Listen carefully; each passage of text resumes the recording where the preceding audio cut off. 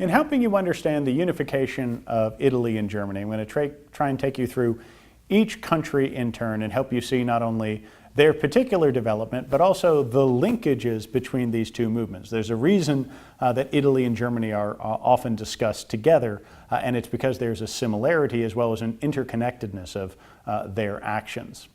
So to begin with, we should look at what happened to Italy in the 1848 revolutions. Earlier we talked about how Austria sent in troops and put it down, but it's helpful to bring out some detail now. In 1848, one of the major movers of revolution was Charles Albert, who was the king of the state of Piedmont, Sardinia, and he decided to lead a national revolt against Austria. But as we discussed, the Austrians sent in troops and crushed his movement quite forcefully. Indeed, Charles Albert is forced to abdicate after his defeat against the Austrians. The dreams of a unification of Italy, therefore, seemed to fall into the hands of a much less powerful and much more romantic figure, Giuseppe Garibaldi. He's a very romantic figure. He cut sort of this dashing image. He's a freedom fighter in other areas of the world. He fit the mold, if you will, of the 1848 revolutions. A romantic figure relying on volunteers, sort of the, I'm going to pick this nation up by its bootstraps. He's not tied to any state. He's not a king. He's not a military general, anything like that. And Garibaldi will still matter to the Italian unification efforts. Here you see at this image 4 of the major figures of the attempt to unify Italy, celebrated in a stamp. Garibaldi is the one featured second from left. You can see the big, bold beard. But I want to identify the other several figures there. At far left is the King Victor Emmanuel, the successor to Charles Albert, the king of Piedmont, Sardinia. Then you have Garibaldi. But following him are 2 other figures, 2 politicians. The first being the most important, the person we'll talk about, Count di Cavour, the prime minister of Piedmont, Sardinia. And then finally, Giuseppe Mazzini, a famed Italian politician. And so I want to take you through how these figures matter, but especially Cavour, because in many ways, again, as I said, Garibaldi fits the image that you're expecting from a 1848 revolutionary. He fits the mold that you're expecting. But Italian unification is really overseen by one of the other men on that stamp. Italy is led to national unity by Count di Cavour. And I've noted Cavour's name there for a reason. Cavour, the D, similar to other acronyms in different languages, is a moniker that he is an aristocrat. Count di Cavour, from Cavour. So he's not who you think should be leading a national movement. He's not the person who Metternich or otherwise would suggest. Remember, the conservatives are supposed to be against this. But here's the insight that Cavour has. He is aware that nationalism isn't going away. Metternich's idea of stamping out nationalism, stopping it in its cradle, isn't going to work. And so instead, what Cavour champions is, well, how can I make nationalism work for my state?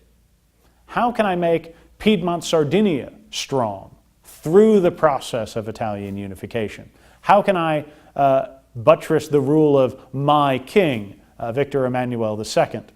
And so what you see is an aristocrat saying, how can I harness nationalism? How can I try and connect nationalism to my efforts to make my state strong?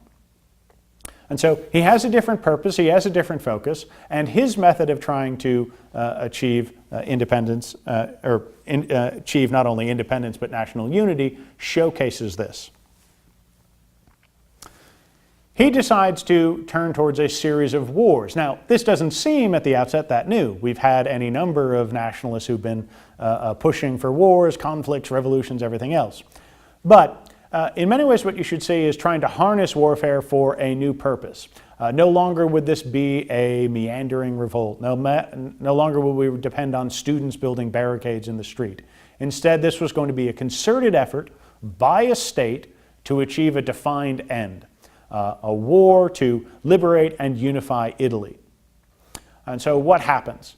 Cavour preps the ground in 1859 for a war that is extremely successful against Austria.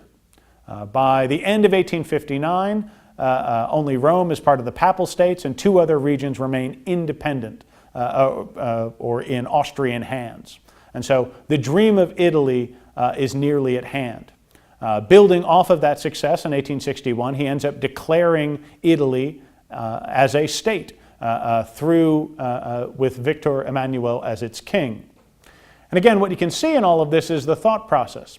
If you take control of nationalism, what happens? You're not leaving it to those revolutionaries who might, execute a king or declare a republic. Instead, he has built up the strength of Piedmont Sardinia and led the fight for nationalism, so Victor Emmanuel is no longer just king of Piedmont Sardinia, he is now king of Italy. He also built off the work of our next ruler that we'll talk about, Otto von Bismarck, joining with the Germans against a war with Austria to claim the remaining Austrian territory in Italy in 1866. And so again, what you see here is a very concerted effort by a state leader to say, how can I use nationalism, how can I use the power of the state to achieve a nationalist aim? And he's pretty close to fulfilling everything he wants. The only holdout is the city of Rome and the Papal States. But he's going to solve that through another way, and it ties to, in many ways, the interconnectedness of the Italian efforts and the German efforts. And so we're going to turn to the German efforts now. So to begin with Germany, we should start, as we did with Italy, with the revolutions. How did they go? Well, if you remember from our last lecture, not well. Revolutionaries had early success, and then they literally talked their dreams to death at the Frankfurt Parliament, succeeding in little, but, frankly, achieving the moniker of Professorenparlament, namely saying it's a professor's parliament because all the people wanted to do there was talk. So if the revolutionary dreams of German liberals are dashed in Frankfurt, how do you get nationalism in Germany? Well, like in Italy, you see that a similar process is followed, and I've tried to keep the same sort of structure. You have another conservative, Otto von Bismarck, whose goal is to try and develop the German state, and in so doing, benefit his own state of Prussia and his own king, William I. And to showcase sort of a different attitude, Bismarck makes a famous speech. It's become known as the Blood and Iron speech, in which, speaking to the assembled German deputies, he says as follows: "Since the treaties of Vienna, our frontiers have been ill-designed for a healthy body politic.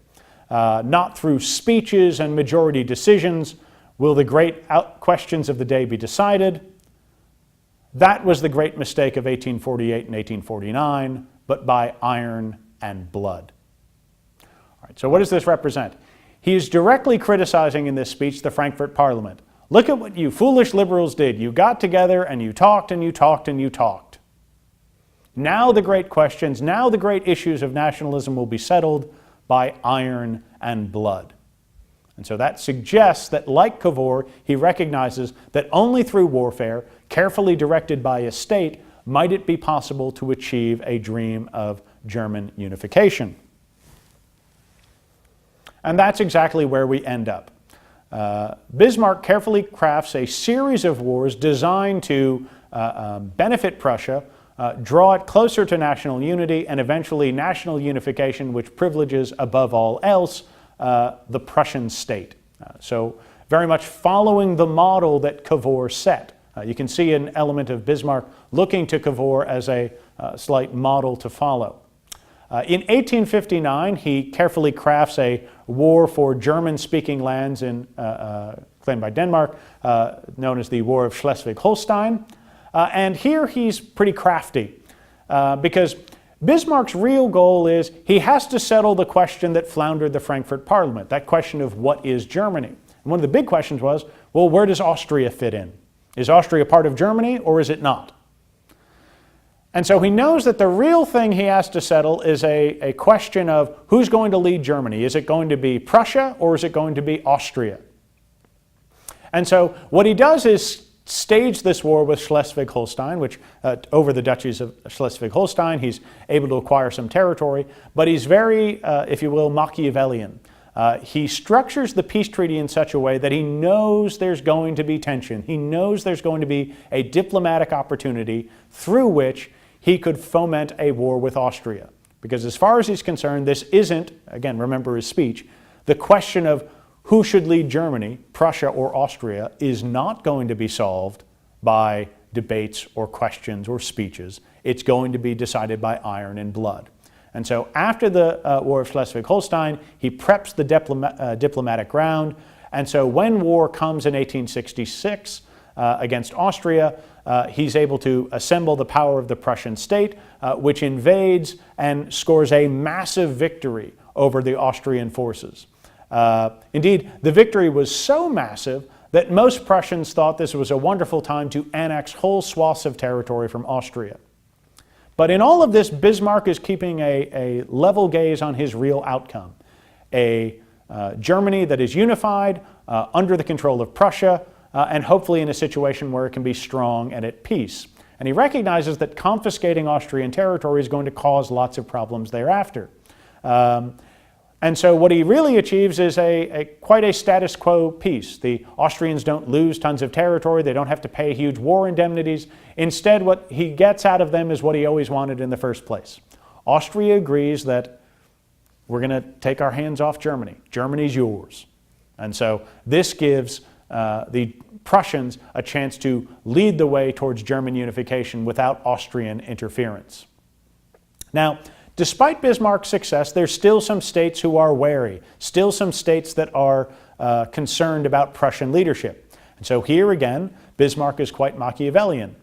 What's the best way to get people on your side? Have a common enemy. And so that's what he creates.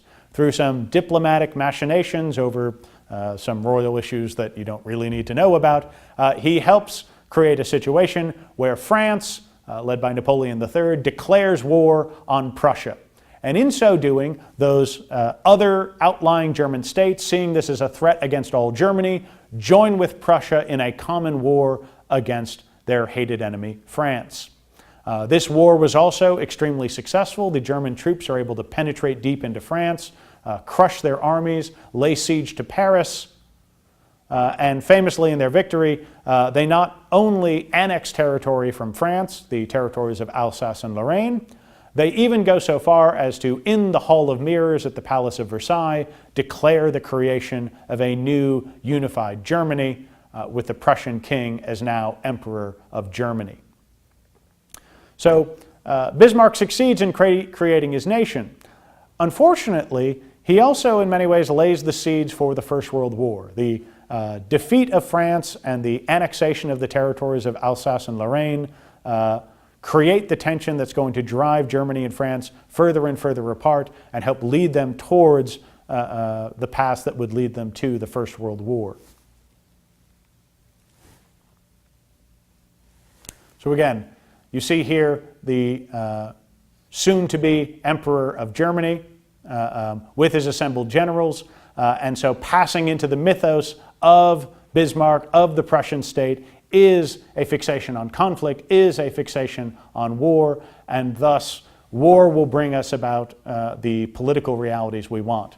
If the 1871 war created the reasons why France did not like Germany, the problem for Germany is it creates perhaps a false perception of what they could achieve through conflict. So again, in all of this you should see the seeds leading us up to the Great War, the First World War, are being laid during this time period, this lecture and thereafter. To return finally to Italy, we left them with the question of Rome. How was Rome going to be settled? And here you see an interconnection between these two countries.